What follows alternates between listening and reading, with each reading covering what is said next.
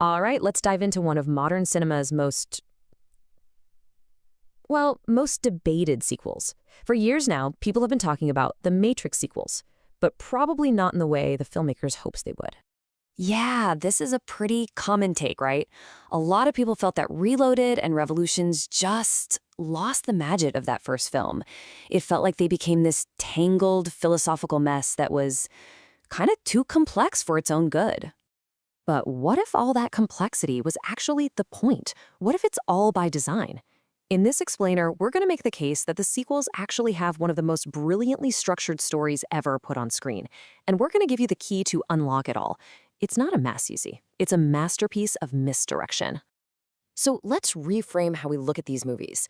Instead of thinking of them as a failed attempt to recapture lightning in a bottle, let's start seeing them as an incredibly intricate puzzle, where every single confusing piece has a very specific place.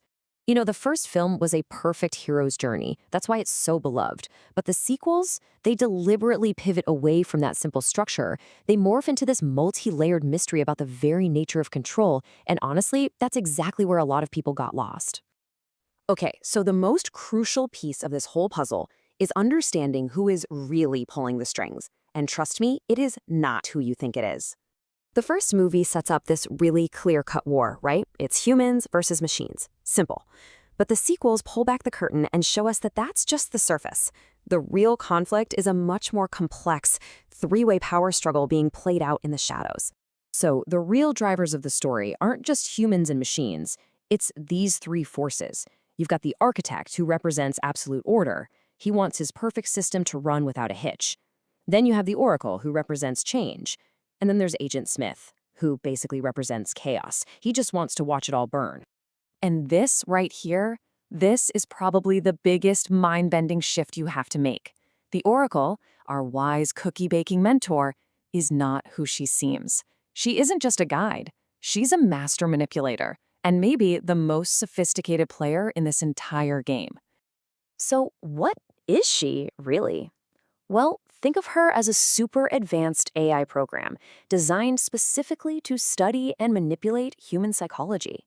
She's basically a machine learning algorithm that has crunched the data on us for so long, she understands our choices and emotions better than we do, and that lets her influence the future. All right, so let's see how this all builds into the system of control itself, because it's way more insidious than just plugging people into pods. Okay, this is the big one, the prophecy of the One. The entire belief system that Morpheus's whole life is built on, it's a lie, a carefully crafted lie, a system of control designed by the machines themselves to manage human rebellion. And here's how this cycle of control works. A One is found and built up. He's guided on this big journey to the source. But then, and this is the key part, Zion is completely destroyed. The Matrix gets a reboot, and the whole thing starts over. It's a pressure release valve to keep rebellion from ever actually succeeding.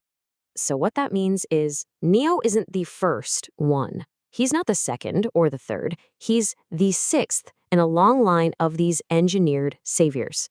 But something's different with this sixth cycle. The Oracle decides to play a very, very dangerous game. She's going to try and break this system once and for all. So how do you break a perfect, repeating system of control? You can't just fight it head on. The Oracle knew she had to introduce something new, variables that even the architect, the system's creator, couldn't predict. She had to break his perfect equation. And she had two wild cards up her sleeve, two variables the system just couldn't account for. First, an unpredictable human emotion the architect would never understand, Neo's love for Trinity. And second, an uncontrollable digital virus, Smith, who she reprogrammed with pure, unadulterated hatred. Now, think about what this means for Smith. He's not the main villain. He's a tool. The Oracle deliberately lets him become this massive threat, a virus so big that the machines themselves would have no choice but to turn to Neo, a human, for their own survival. And all of this entire grand plan leads to that final confrontation. And the ending, it's not about victory, it's about balance. To win the war, Neo had to realize something crucial. He couldn't win a conventional fight. Smith was his opposite, his negative, part of the system's equation. Just beating him up would solve nothing. He'd just keep coming back, stronger than before. Neo had to lose the fight. His sacrifice, it wasn't a defeat. It was the final, calculated move in the Oracle's grand chess game. He had to let Smith win to get the real victory. So here's the final move. Neo connects himself directly to the machine source. Then, in the Matrix, he lets Smith assimilate him. That connection creates a direct link, a conduit. It allows the machines to basically send a system-wide delete command through Neo's body, wiping out Smith and every one of his copies. And in the end, even the architect has to admit it to the Oracle. You played a very dangerous game. Her gamble paid off. She proved that her understanding of choice and change was way more powerful than the architect's rigid, predictable logic. So, does knowing the plan change how you see the story?